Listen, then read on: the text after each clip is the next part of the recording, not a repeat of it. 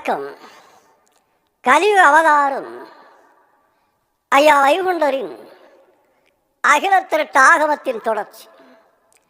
சம்பூர்ணதேவன் நாராயணரிடம் கேட்கிறார், ஐயாவே, பூமியில் அவதரிப்பேன் என்று சொல்லுகின்றேன், நீர் வருவதற்குடைய அடையாளத்தை சொல்லும் என்று கேட்கிறார். உடனே நாராயணர் தான் வருவதற்குரிய அடையாளத்தை ஒவ்வொன்றாக கூறும் முதல் பாகத்தில் என்ன சொல்லுகிறார் என்றால், சம்பூர்ணதேவா, நான் வருகிற போது பூமியில் ஒரு திக்கு பொருந்தி மிக வாழும்.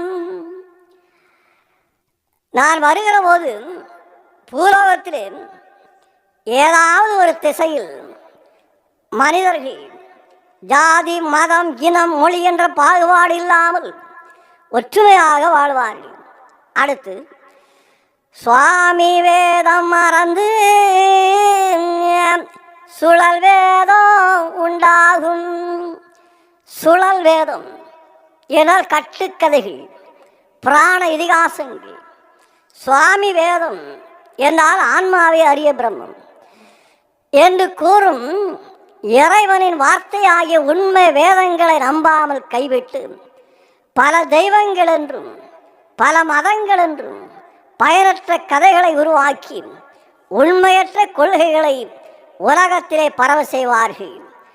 4 வேதங்களின் உண்மை கருத்தை தான் புராணங்களாகவும் இதிகாசங்களாகவும் எழுதப்பட்டுள்ளது என்று வேதங்கள் கூறுகிறது. அடுத்து, ஜாதி வரம்பு தப்பி நிலை மாறும். சாதி என்றால் மனித சாதி. இப்போ மிருகங்கள், பறவைகள், ஊர்வனங்களெல்லாம் அவருடைய இயல்பான குணம் மாறாமல் வாழும். அவைகளை நம்பலாம். ஆனால் நம்ப முடியாத ஒரு ஜீவன் மனித இனம். மனிதன் மனித இயல்பிலிருந்து தவறிவிடுவான். எந்த நேரத்தில் எப்படி மாறுவான் என்று சொல்லவே முடியாது. அடுத்து, பாரிகளுக்கு மூப்பு பார் மீதில் உண்டாகும். பாரி என்றால் மனைவி. வீட்டுக்கு வீடு மனைவிமார்களுடைய ஆதிக்கம், அதிகாரம் அதிகமாக இருக்கும். அடுத்து, நீச குலங்கள் நெழு நளர பூமிதனில் தூசிட தண்டோ தொடர்ந்து பீடிப்பார்கள். நீச குலங்கள் என்றால் கீழ்த்தரமானவர்கள். இந்த உலகத்திலே கொலைகாரர்கள், கொள்ளைக்காரர்கள், காமவரியர்கள், பித்தலாட்டக்காரர்களெல்லாம் அதிகமாக இருப்பார்கள். மனிதனை பற்றி சிந்தித்து பாருங்கள். காவல்துறை, நீதிமன்றம், சிறைச்சாலைகள் இருக்கும்போதே இவ்வளவு குற்றங்கள் நடக்கிறது என்றால், இவையெல்லாம் இல்லை என்றால் நிலைமை என்ன ஆகும்? அடுத்து, வானத்து இடிகள் வருடந்தோறும் நீரிடத்தில் வீழும் நின்று மாலை முழங்கும். பூமி முழங்கும் பொழுது மிக சாய்ந்து வரும். வானத்திலிருந்து இடி மின்னலால் அழிவுகள் ஏற்படும். மலைகள் வெடித்து சிதறும். பூகம்பம் ஏற்படும். அடுத்து, இலைகள் கருகோ இருவேதம் பொய்யாகும். இலைகள் கருகும் என்றால் மனிதன் காடுகளை அழிப்பான். மனிதன் உயிர் வாழ்வதற்கு இன்றியமையாதது பிராணவாயு. இந்த பிரபஞ்சத்தில் 5ல் 1 பங்குதான் பிராணவாயு இருக்கிறதா. மனிதன் வெளியிடுகின்ற கரிமல வாயுவை தாவரங்கள் உட்கொண்டு மனிதனுக்கு தேவையான பிராணவாயுவை தாவரங்கள் வெளிவிடுகிறது. அந்த தாவரங்களை மனிதன் வெட்டி அழித்து கொண்டிருப்பாராம். மனித வாழ்வு வளம் பெற வேண்டுமென்றால் இந்த இயற்கை ஆற்றலை வளம் பெற செய்ய வேண்டும். மனிதன் இயற்கையுடன் இசைந்து வாழ வேண்டும். உலகில் எத்தனையோ கோடி உயிரினங்கள் இருந்தாலும் அத்தனைக்கும் உணவும் வாழ வசதியும் வழங்கி வருவது இயற்கை அன்னை. இயற்கையை நாம் அழித்தால் நாமும் அழிவோம். நாமும் இயற்கையும் பரஸ்பரம் பேணி வாழ்ந்தால் இயற்கையும் வாழும், நாமும் வாழ்வோம். இனி இருவேதம் பொய்யாகும் என்று சொல்லப்படுகிறது.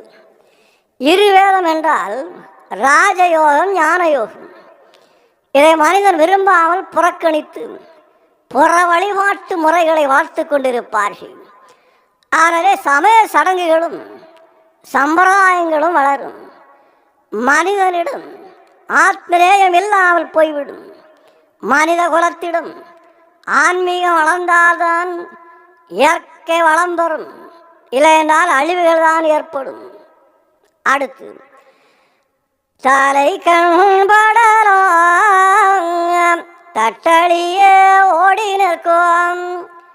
தலை என்றால் வானத்தை குறிக்கும், கண் என்றால் இடம், படலம் என்றால் பரப்பு என்று பொருள்.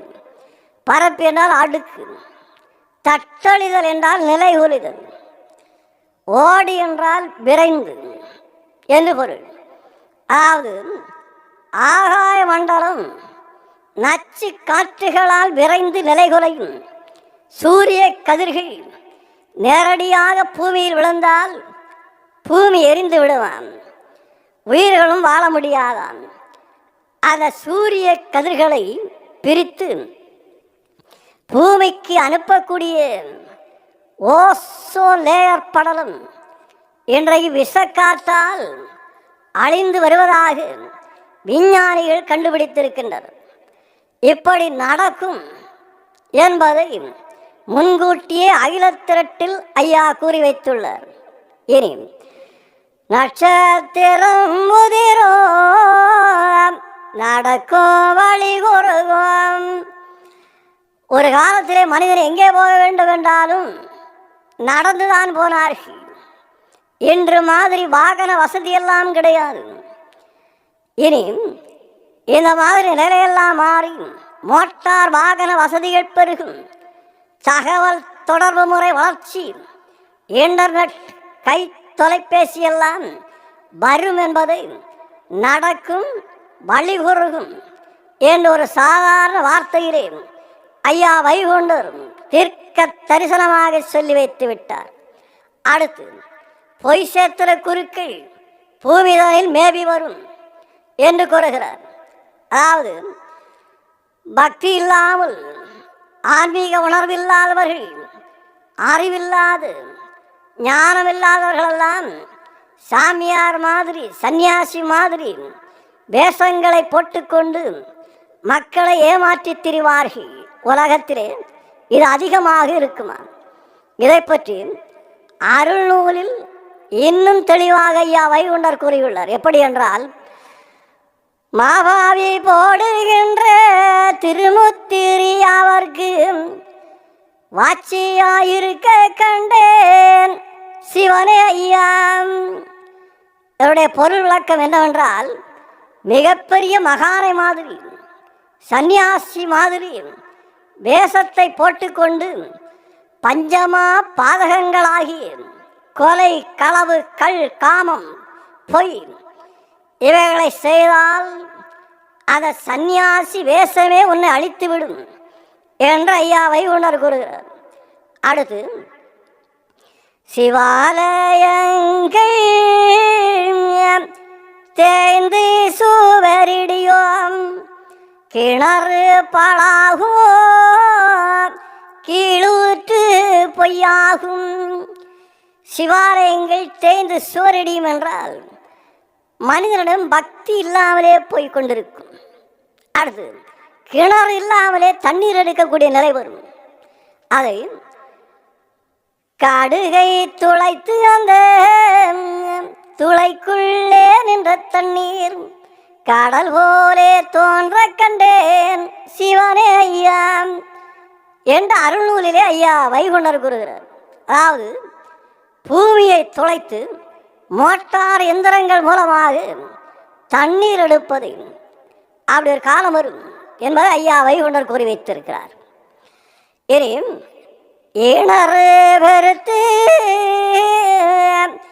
ஏங்குவாரே மனுக்கள் மாமோக ஆசையினால் மாசண்டையாகி வரும் காமோக வெறியால் கனவழிகள் உண்டாகும். இணறு என்றால் ஒழுக்கக்கேடு, மாமோகம் என்றால் பேராசை. மனிதன் ஒழுங்கில்லாமல் ஒழுக்கக்கேடு அதிகமாகி துன்பப்படுவார்கள். பேராசையினால் கொலைகள் அதிகமாக நடக்கும், காம வெறியாலும் கொலைகள் நடக்கும். அடுத்து மாதாவை பிள்ளை வைப்பு ரேரைத்து நிற்கும். வைப்பு என்றால் வைப்பாட்டி. சாதாவை வேலை சந்ததிகள் கொண்டிடுவார். தாய் தந்தையர்களை பிள்ளைகள் வேலைக்காரனை விட கேவலமாக நடத்துவார்கள். அடுத்து மாடாடு தன் வயிற்றில் மனிதரோல் தான் பிறக்கும் கோடானது வெறுத்து கொள்வார் சில பேரை. கோடு என்றால் தவறு என்று பொருள். வஞ்சனை, குற்றங்கள், நெறி தவறுதல் இதான் அவருடைய கோடு என்பதற்கு அர்த்தம். மனிதனிடம் தவறுகளும் குற்றங்களும் நெறி தவறுதலும் அதிகமாகி கொலைகள் நடக்கும். இனி காணிக்கை வேண்டும் கைகூலி தான் மீறும். காணிக்கை என்றால் இலவசமாக கொடுக்கும் பொருள், கைகூலி என்றால் லஞ்சம். ஒன்றை கொடுத்து இன்னொன்றை வாங்குவது. இலவசங்களும் லஞ்ச லாவணியங்களும் இந்த உலகத்தில் அதிகமாக இருக்கும் என்று கூறுகின்றனர். நன்றி. ஐயா உண்டு.